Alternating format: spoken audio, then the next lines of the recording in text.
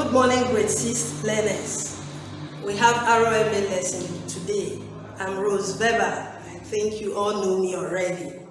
Last week we talked of prayer and worship, prayers and worship, or worship and prayers of the Christian religion.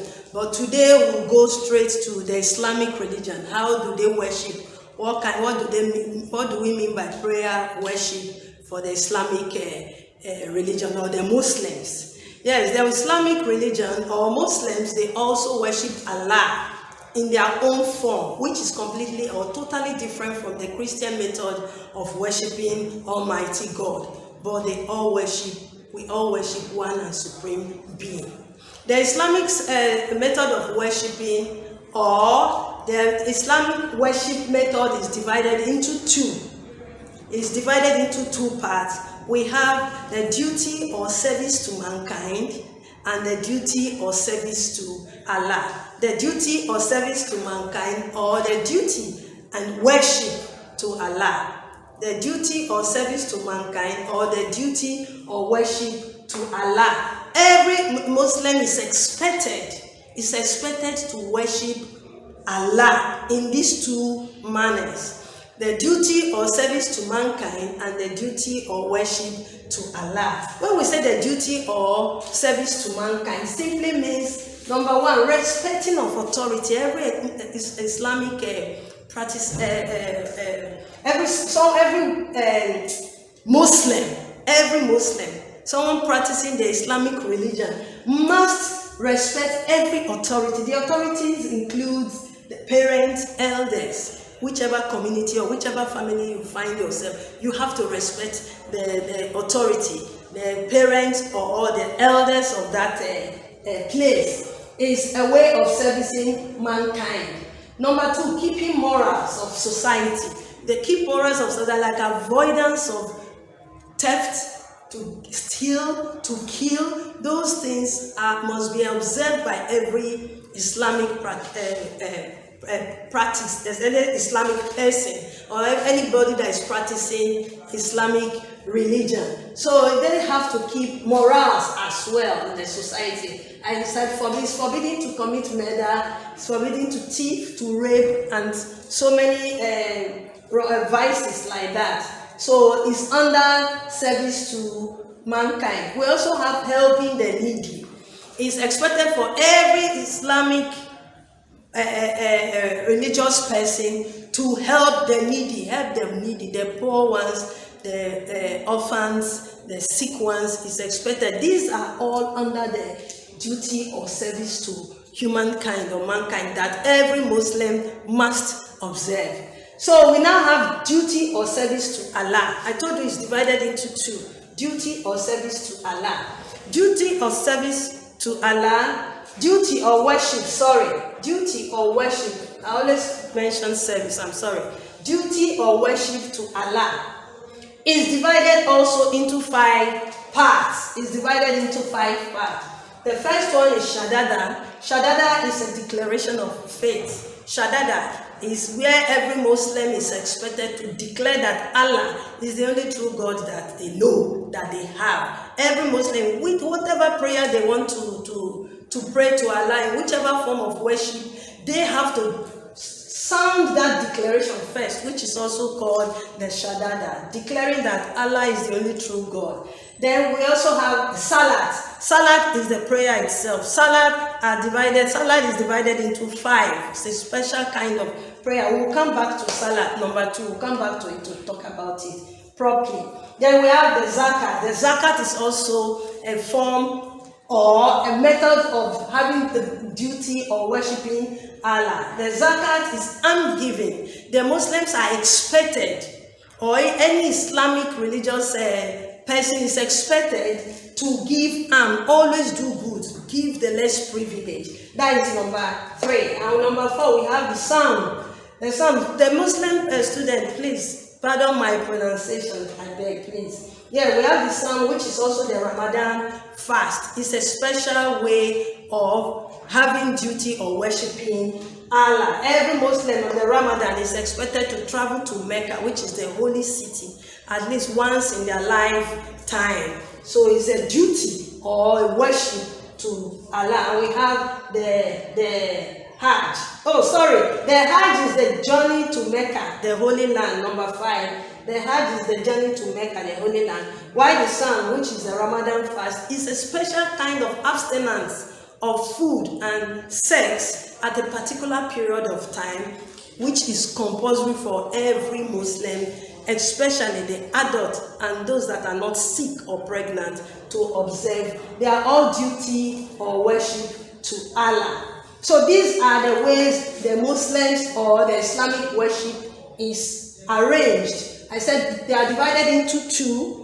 The duty of service to mankind, which is broken down into the duty of service to mankind, which is respect of authority, keeping morals of the society, which includes staying away from committing some atrocities like murder, theft, and rape. Helping the needy is under duty of service to humankind. Then duty of worship to Allah is divided into 5. We have the Shahada, which is declaration of faith. We have Salat, which is a prayer on its own. We have Zakat, which is alms giving out, helping the needy. We have the Psalm, which is the Ramadan fast. It's a special kind of prayer I explained already. And we have the Hajj. It's a special journey or a pilgrimage where they have to travel to Mecca, the holy city, at least once in a lifetime. So, but let's talk about the Salat, which is a prayer. The Salat is a special prayer that is compulsory for every Muslim to observe every blessed day. 5 times a day. A Muslim is expected to pray 5 times a day. And that is the Salat we are talking about. Special time is fixed for these prayers. At the time when when the time is up for a particular time, prayer or a particular period of time in a day, there is an announcement from the mosque which every Muslim is expected to listen to. And if you like, you go to the mosque to say the prayer. You can do that even at home. So you go according to the time, and it's compulsory. There are 5 times in a day, and it's compulsory for every Muslim to observe the Salat prayer. These are the ways that the timing of the prayers and the type of prayer that is expected for them to say. They expected that they should say. We have the Fajr prayer. Please, Muslim students, please pardon my pronunciation, please. We have the Fajr prayer, which starts from 5 a.m. to 5 a.m. to 5:30 a.m. That's at dawn, early in the morning. Every Muslim is expected to pray this prayer. We have the Serve. The Serve prayer starts from 1:30 p.m. to 2 p.m. 1:30 p.m. to 2 p.m. So after this morning prayer, a Muslim is a bit free, but when it gets to 1:30 p.m.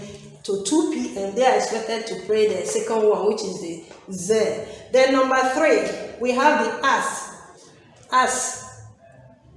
It starts from 3 p.m. to 3:30 p.m. 3 p.m. to 3:30 p.m. And we have the Maghrib. The Maghrib prayer starts from 6 p.m. to 6:30 p.m. Maghrib prayer is 6 p.m. to 6:30 p.m. And the last one, which is usually at night, is the Isha prayer, which starts from 7 p.m. to 7:30 p.m. Every Muslim is expected to observe these 5 compulsory prayers, which is known as the Salat, every blessed day. Yes, I hope you understand the little explanation on the topic. So, but before then, yes, before we go to the exercise, I almost forgot it. Before we go to the exercise, we have other kind of prayers.